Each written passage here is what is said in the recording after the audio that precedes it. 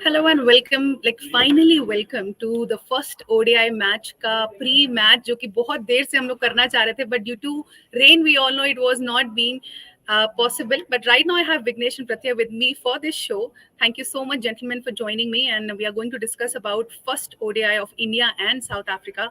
Hello Vignesh, hello Pratya. I'm sure you all were Hello. raring to talk about this match, but this rain, I must tell you, this has never happened in Uttar Pradesh before. Like this kind of a rain, reoccurring rain, like it was not like that. But I don't know. Whenever Lucknow is going to host a match, it happened like out of nowhere. Pratya, what's your thought on this rain thing? Because we all are waiting for it like anything.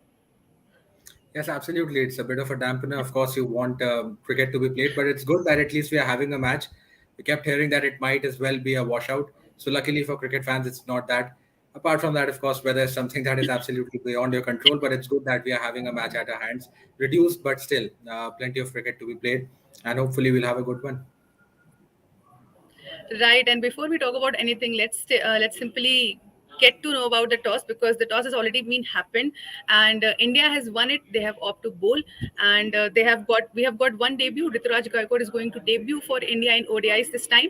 And I'll ask Vignesh about this match because we know ये match 1:30 पे start होना था. Now it is happening at around 3:45 or 4 around ये match शुरू होगा.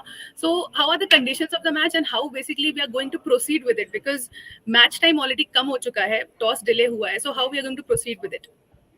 So yeah, it was expected that there was a lot of rain expected, and it did come, and the rain god did show up.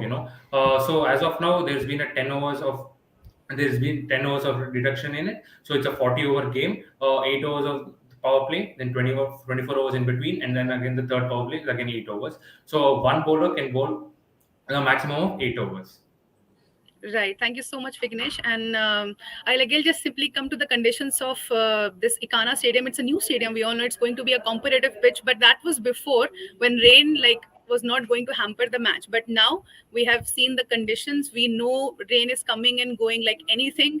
No one can really expect what's going to happen. So in such situation, what we can expect out of this clash, Pratya, I'll ask you this because rain has a major effect on cricket usually. So what effect we are going to see today? See, I think if there are still more interruptions, of course, it becomes a little bit difficult for the batting side because it kind of hampers your momentum. You have to, no matter where, at what score you're playing, whenever you have to go out of the ground, then you have to come back. You have to get set again. The ball might start to do a little bit. So yes, it is. It is a little inconvenient from that aspect, and also the fact that you never know. I mean, there could be another interruption which may end up shortening the game even further. So I think from Hmm. that aspect, it's always better if you are the chasing side. Whenever you have a rain interruption, you rather want yourself to be a chasing side than the one setting target because you don't really know what would happen.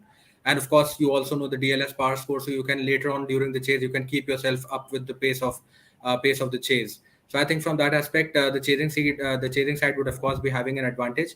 Apart from that, I think the ODI format it has of course taken a backseat in the last couple of years, and of course in a year in which you are having to have a T20 World Cup, of course it's expected that you would not be talking a lot about ODI cricket or for that matter any other format. But lest we forget, there's another World Cup coming, and pretty soon. I mean, pretty soon in the next year is another ODI World Cup year, and for that as well you have to prepare. So right now the narrative is being dominated by T20 cricket for obvious reasons, but you cannot forget that the next year is another World Cup year, and it is in this format that you have to play the World Cup. So I think these games from that perspective will be definitely important for both the sides. India are hosting, so by virtue of that they are already qualified for the World Cup, but South Africa have plenty to worry about given the fact that they are first of all not well placed in the rankings of the Super League table, and secondly, they have already forfeited three matches for accommodating their new franchise-based league SA20. So they have already forfeited three games to Australia, which has already made their line, a little bit more difficult because they are already not well placed, not too many games left. So these three games would be a lot more important for South African perspective than India. As for India, I think still, I mean, plenty of good chances. I think Ruturaj Gaikwad making his debut. There's Rajat Patidar. We might as well see a bit of him in this series. Mukesh Kumar. So plenty of new talents as well. Some experienced players. Shekhar Dhawan has a point to prove, of course, because he is again in the scheme of things. He has already said that he wants to play the next World Cup for India. Might as well be his swan song. So I think plenty riding on this series. By no means would this be an inconsequential series. We might feel that, as I said, because in a year when you're just 15, 20 odd days away from the World Cup, it might feel what's the point of playing three ODIs. But if you actually look at it from other perspectives, you will realize that these three games are actually very important for both the teams. Definitely. And as you simply put about the situation of South Africa in the Super League, me and Vignesh were discussing about this just before the toss when we were sitting together. So we were having this discussion that where South Africa is actually standing. It's on 11th position in Super League right now. Just over Zimbabwe and Netherlands, they have 12th and 13th position, and South Africa is there, and they need, like, they have to win back-to-back matches, back-to-back series, which they have already planned. But is it really possible, Vignesh, at their end? Because we know their team in ODIs, Temba, Bavuma, and all the players which they are playing, and they are doing good in T20I. But is it really possible at their end in ODIs to prove their point and to be a part of, or maybe qualify in the top six of this Super League? See, again, they don't have a lot of games left. That's the only alarming sign for them. Even if they end up winning all games, it's not a sure shot that they are going to qualify. So every game is a do or die from now on. So they have to stick to their basics again, and it's all about taking one game at a time for them. So for South Africa, and again, they have been a part of the World Cup. Since the direct qualification part since 1992. So, and if they don't end up in the qualification, and if they end up playing the qualifications for the World Cup, I think it's going to be very so South African cricket. I think it's going to be in very bad state. Unfortunately, that is the case. But again, it's a year. There's more, just over a year left, and they have few. They have close to three series left. So again, each game is a do or die, and again, it's about taking one game at a time and going for the South African cricket team. Right, and if we're talking about this ODI format where South Africa and India are going to play, India have a completely different team who's going for the T20 World Cup. But ODI team of South Africa, they have more or less the same players who are going for the T20 World Cup as well. And this is the statement of Temba Bavuma itself says you got to be able to adapt to different formats quickly, and we still want to keep those T20 skills in check.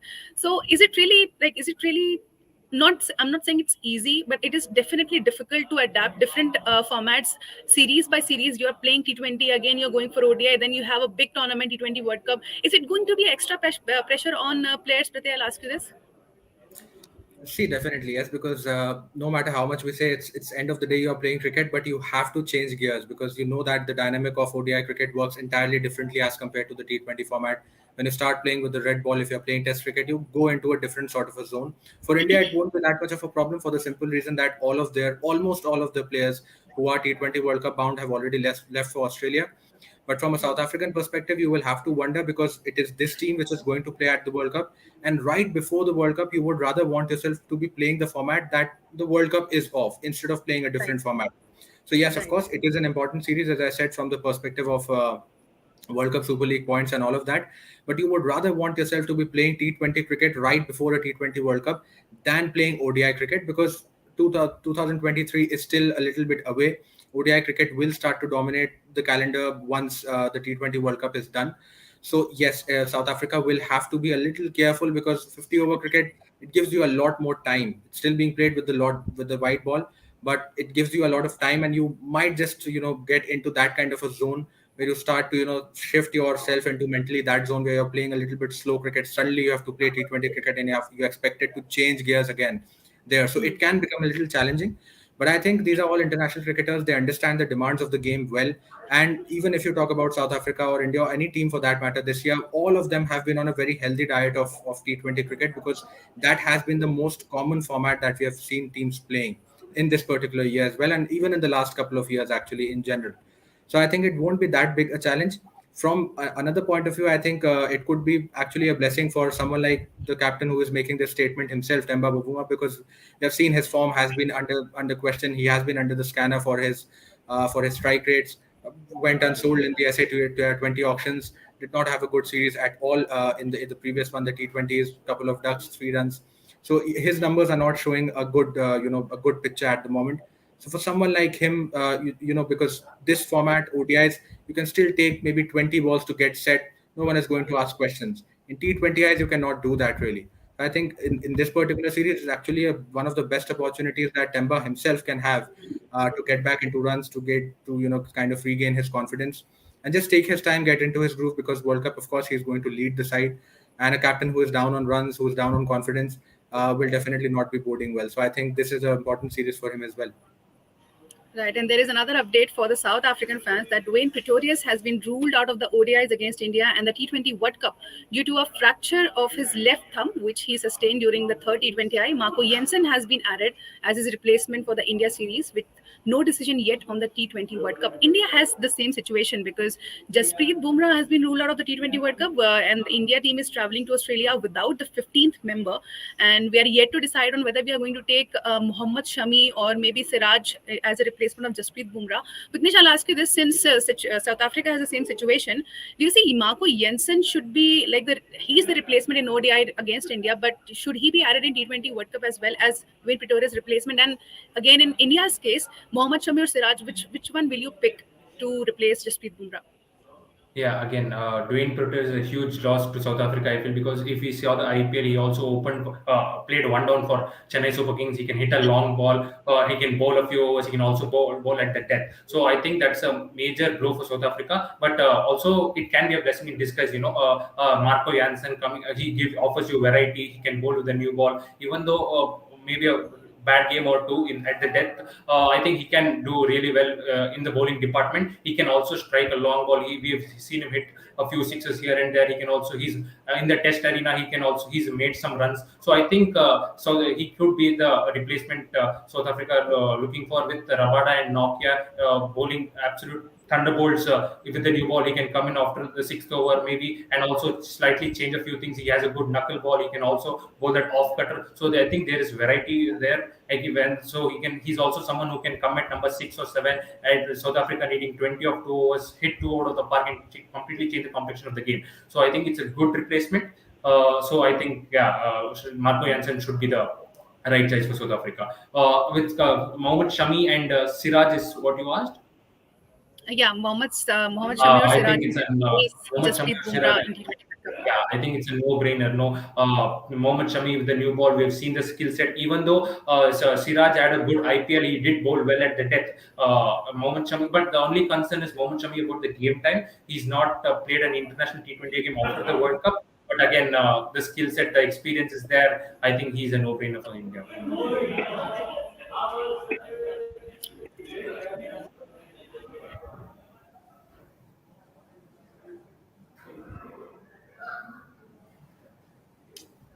I think we have lost Rajsi due to some internet connection issues. So yes, I think Vignesh, also a very valid point that you made about Marco Jansen, specifically given the fact that he's very tall on the Australian pitches. We know that could actually end up giving a huge advantage because he's someone who can extract a little bit of bounce as well. So I think Yeah. overall, South Africa it could be a little bit of a bittersweet sort of a feeling. We can say that yes, you are losing out on a very quality all rounder because we know what Pretorius can do. A great all rounder, can bowl with the ball, can deliver with the ball, can deliver with the bat as well. But I think it's almost a like for like replacement if you talk about maybe slightly down on the batting side because you would not expect Marco Jansen to bat up the order. But if you actually see skill set wise, perhaps it's almost a like for like replacement. Do you see it that way? Would you call Marco Jansen a like for like replacement for Pretorius? Again, it depends. Marco Jansen. To be really honest, I've not seen Jansen play at the top three, but Pretorius can play at the top three. He's done it. He's also scored one game over 35 in just 15 balls. I've not seen Jansen doing that. But again, with South Africa, with the middle order they have, I think it is not required. So I think to slot in at number 6 or number 7 and to bowl with a new ball. If Nockes or Rabada one either is going for runs, he can come and slot in. He can change the pace, and with the amount of bounce he could extract in Australia, especially at Brisbane or the SC Stadium in Perth, I think he's going to be very valuable for the South African team. Thank you, gentlemen, for taking over. Let's take a look at the social tracker of this particular match because we know what has happened throughout the time, and people might be discussing a lot on social media. Let's take a look at the first tweet, what people are reacting over the match right now.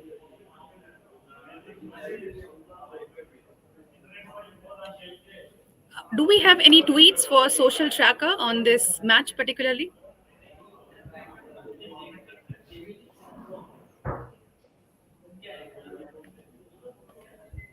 Okay, Chennai Super Kings, overcast weather and cherry swings. Definitely, it is going to be overcast conditions. जब भी होती हैं, so we do get such things over the match. Any other social tracker do we have? Yes, Royal Challengers Bangalore hoping to see our young stars in Team India colors today. Good luck, boys. Definitely, they are going. They are young stars. They are going to play for India, and we are hoping best of luck to the team.